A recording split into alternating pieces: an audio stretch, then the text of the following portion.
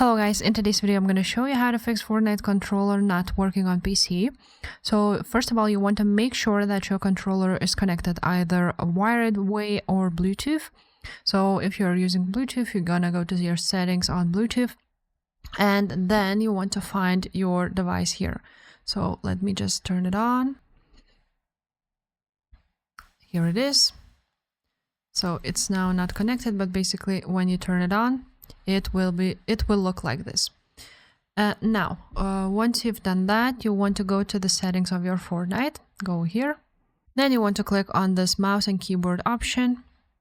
And then you're going to see this option, ignore controller input. So if it is turned on, then it will ignore anything related to your controller. So you just want to make sure that it is turned off. And that's pretty much it how you can do this. So after that, just apply the changes and go back. If this video was helpful, make sure to subscribe and I will see you next time. Bye.